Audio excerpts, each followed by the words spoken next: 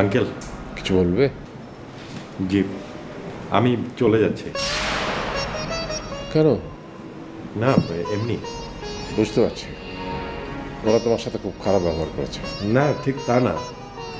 মানে আপনার বাড়িতে তো আমি আসলেই অপরিচিত, অনাহত। তারপর তুমি আমাকে জীবন চিনিয়েছ। এই বাড়িতে আরো দুজন আছে, তাদের দায়িত্ব কিন্তু তোমাকে নিতে হবে।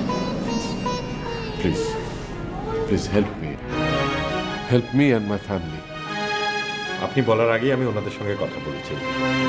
আল্লাহ চাহে তো সব কিছু ঠিক হয়ে যাবে। ভালো কথা। তুমি যেন কি একটা শিখিয়ে দেবে আমাকে বলেছিলে। জি, সুস্থ দেহ, প্রশান্ত মন, কর্মব্যস্ত সুখী জীবন।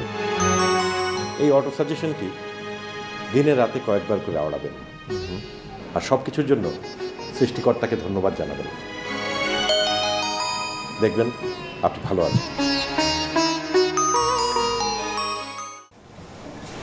ভাইজান, দিনকাল খুব সুবিধার মনে হইতেছে না। কি বলবেন, পরিষ্কার করে বলেন। না মানে আমি ঢাকা শহরে কিছু গুন্ডা পান্ডা পারলি, যারা গুন্ডা পান্ডা পারলে তার তো লোক বিশেষ সুবিধা হয় না। ভাইজান নাকি কথাটা বুঝে আসছে। এসব কি বলছেন ভাই?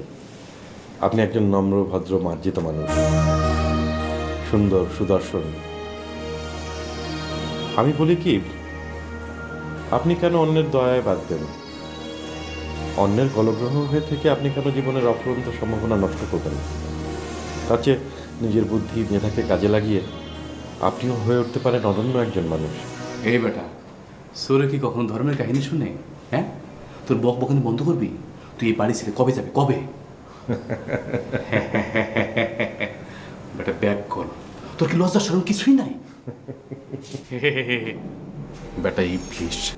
আপনি তো ভাই ভালো বকতে জানেন। বেটা খাটাস, ইতর চোর বদমাস গুন্ডা মতলববাজ। এ বেটা বেশরম, এত গালাগাল দিলাম, তোর কোনো লজ্জা শরম নাই?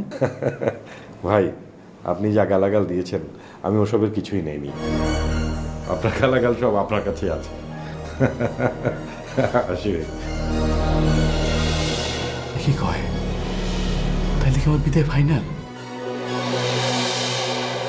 না, এর একটা বিহিত আমার করতেই হবে।